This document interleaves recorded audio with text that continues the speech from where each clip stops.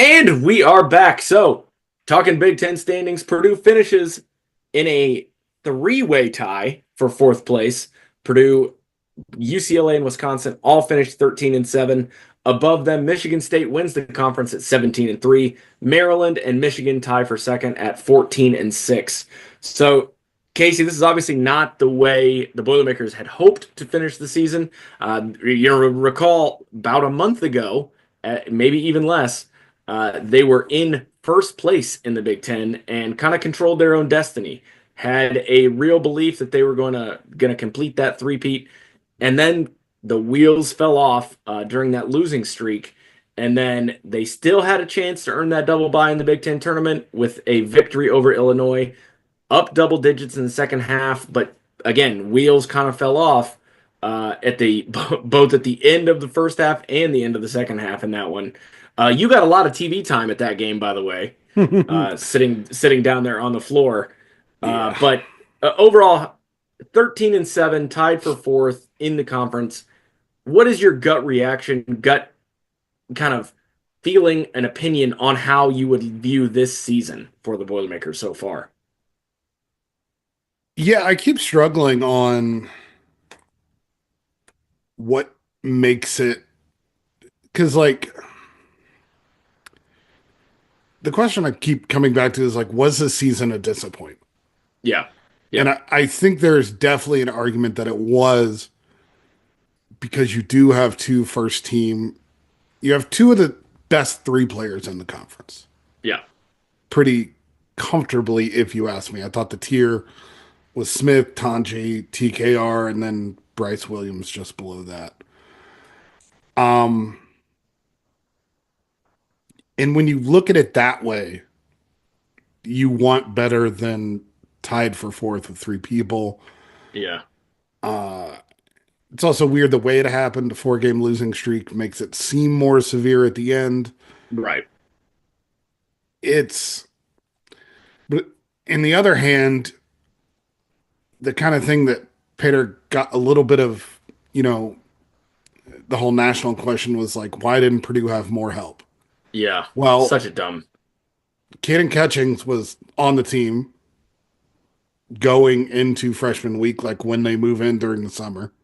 Daniel Jacobson is on the team who does the one thing Purdue doesn't do well at all: Protect the rim. protect the rim, shot blocking, stretch five, even. Like, Yeah. there's Yeah, some he can times shoot. where a shooter next to TKR that's big, that doesn't sacrifice size, that is a win, win, win, win, win. Yeah. Everybody's winning. Yeah. So, I think realistically, it's not a disappointment when you consider that. Now, I have been optimistic about this team, and my expectations were higher than what they finished, partly because my expectations included Jacobson. Right. But I, I think Purdue beat themselves enough this season that it is a disappointment. You lose that Penn State game, Yeah. couple Which of loomed very large in the Big Ten standings. I mean, you get that one extra win at Penn State instead of 13 and 7. Purdue's sitting at 14 and 6. Then they're tied for second in the Big Ten standings. Worst they can do then is fourth place, or I'm sorry, fourth seed in the Big Ten tournament means they get that double bye. And then if you do the tiebreakers, they might have even been a two seed because I believe they were 2-1 versus Michigan and Maryland, right. and I think that would have put them ahead of the other two. Yeah, and then you look Ohio State at home, foul trouble Mm-hmm. in the road at Michigan, Illinois game, all games are into. And if Well, and they're Purdue not, Purdue leading double digits in most of those games. mhm. So yeah, I think there's plenty to say and to a man themselves, some of those games they disappointed. They kind of let themselves down. They struggled late in games. Do I think a lot of that is because when you need defense most in a shot protector is end of game situations Mm-hmm. when you need it? Absolutely. So I do. I think both things kind of exist at the same time. And once again, as we talk at the end of the season, whatever whatever narrative we come out of is going to be based on what they do in March. Like Yeah. Yeah. I mean, it, it's true every year. if they do well in the NCAA tournament, Purdue had some bad luck during the season, got right enough, was talented enough, and they had a good year. If they lose in the tournament, they go, "Oh, this is what they were all This season. is what, yep. That's a problem. We knew it was a problem. Why didn't Painter have a solution?" Yeah. That's just how it's going to be. It makes sense. Like us as humans, we see one picture and we see another. We're going to draw a line between the two. And Yeah. make sense of it. Yeah, I mean it's unfortunate that that's how college basketball is judged because even you look at 2 seasons ago, Purdue wins the Big Ten going away. We think they're going to have a great NCAA tournament, waltz through March, maybe make a Final Four. They lose that game to FDU, and suddenly that season is a trash heap, and no one Right. wants to talk about it. Nothing good came of it. It was horrible. But I mean, that's not the case. No. They dominated a Big Ten conference. Again, Zach Edey wins Big Ten Player of the Year, and a lot of good things happened in that season. But because of the way it ended, it is viewed as a season that we don't want to talk about. It's off there in the corner, trying to figure out what it's done wrong. Right. Whereas last season, Purdue had a lot of the same issues that they did 2 years ago, but the addition of Lance Jones really solved a lot of problems and helped push them over the top to get to Right. the championship game last year. And this year, it feels like we're going to be somewhere in between those 2 seasons when it comes to the end of March. Yeah, I have one of the most profoundly weird. Sometimes I feel like I'm the only one watching CJ Cox and Jakari play. What do you mean? Particularly CJ, because like there's just this idea that Purdue doesn't have enough at guard. And I haven't Yeah, watched this team once all season and thought, oh, there's not enough guard play. Because I think CJ Cox has been he's been starter great. level good all season. Yeah. And Jakari Harris off the bench is like really good, especially now that he's making 3-point shots. Yeah, I mean, the second half of the season, he's improved drastically. Yeah, I think there's been legitimate Fletcher Lawyer concerns on defense. Yeah. Sometimes I think it's a little, I don't think it's just him. I think sometimes when you watch a guard get beat and it's just straight to the hoop, yes, that's on the guard, but it's also like Trey Kaufman-Wren has had some games this year that have befuddled his own coaching staff in regards of just, I don't know why he wasn't in the right position on defense. Oh, yeah. Yeah. And there's been stuff like that that makes other slip ups look worse. Right. So, like defensively, definitely there's been some downside, but I don't see that in either of the freshman guards. Like No. Jakari has gone back and forth. Like He's had he some gets, lapses. yeah, he has some big lapses. CJ, I thought has been like just workmanlike on both ends, getting more comfortable when to attack, getting to the hoop, getting to the line. I think he's been good at. I look at that and like I'm excited about the future because you get second year of both those guys next year. Yeah. I don't think like they'll bring in Antoine West next year, who I expect to redshirt. That's not going off anything just because, but just by numbers, like there's not enough. You bring in Jack Benner, who's redshirting, and if you're talking about a guy who can fill the like scoring role, and a guy who's bigger and not afraid to shoot the ball, like I feel really good about him next year. I think he is an absolute stone cold killer on offense. I don't think there's an issue anywhere there. And then you add in Miles Colvin and Camden Heidi another year. I get being frustrated by them, Yeah. but at some point it's on like you, the person, because Right. you are bringing an identity to them that they've never had, that they Well, are, and they don't need to be. I think it kind of goes back to what we were talking about with how Purdue finished. So much of how you view this season is based upon the expectations you had coming into this season. And I think for a lot of people looking at Miles Colvin and Camden Heidi, we kind of saw how they finished the season last year. They were really on the upswing. They were getting more minutes. They felt like they were playing more confidently. They were hitting shots. Heidi had that great dunk down in Phoenix that really excited people. I know it's just one play, but that sticks in your mind. And they expected kind of that level of play and then some. They want to be on the upward swing, and they've been very inconsistent this year. And they've also been inconsistent in minutes. And I think we've talked about on this show, it's hard to be the player you think you can be when you're only getting, 2 minutes here, 3 minutes here, when you're subbing in for a starter who's just getting a blow. It can be tough to become the player you think you are. And I think they've really struggled in that regard. But I think Purdue fans saw what they were capable of last year and really believed that, hey, we were going to basically have two starters off the bench. And that really hasn't been what they've played like so far this year. Now, I don't know that that's fair, but I think Right. that is the view that a lot of people have. I would counter in the sense that Miles Colvin's defensive improvements this year are mind blowing. He showed none of this last year.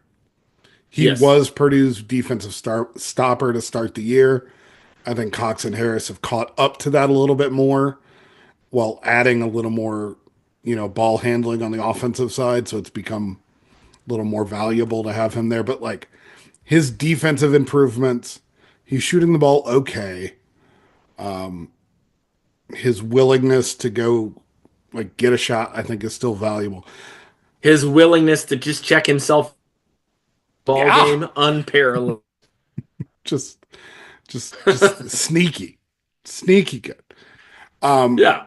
but yeah, I think that's like a real improvement that gets overlooked. Like defensively, he made a major stride forward, and that's huge going forward. And I think Cam Heidi has just been solid all of last season, day one this season. I think he's been better at the four this year. There's not really been many times where he's been bullied inside, or just a couple games off of his 9 rebound half that helped, you know, win a game Yeah. for Purdue. Really He turn the was time. Yeah.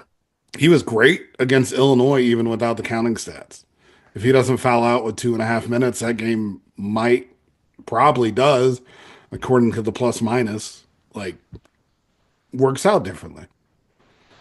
Yeah. And I just think what you think Colvin and Heidi are need to change a little bit because they're never going to be the first or second option on the team.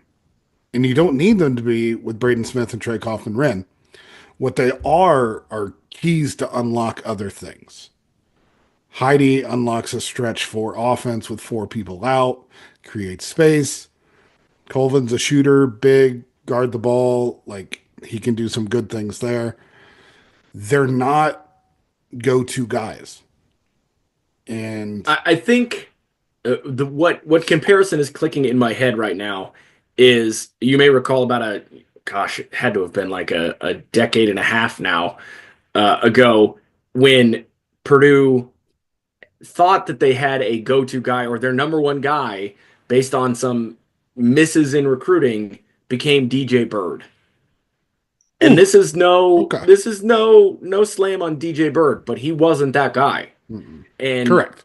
Purdue didn't really have anything else on offense around DJ Bird. So Bird was chucking up threes left and right, was trying to get to the hoop, and that just wasn't his game.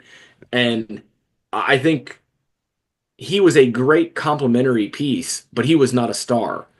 And it seems like both Colvin and Heidi can play that DJ Bird role, assuming that they have pieces around them. Right. Because I agree with you. I don't know that we can expect them to be the guy. We can't expect them to step into the Zach Edey, the Trey Kaufman, the Braden Smith role. But they can certainly be very, very good pieces if you put people around them. Yeah, I like that. Yeah, that's definitely.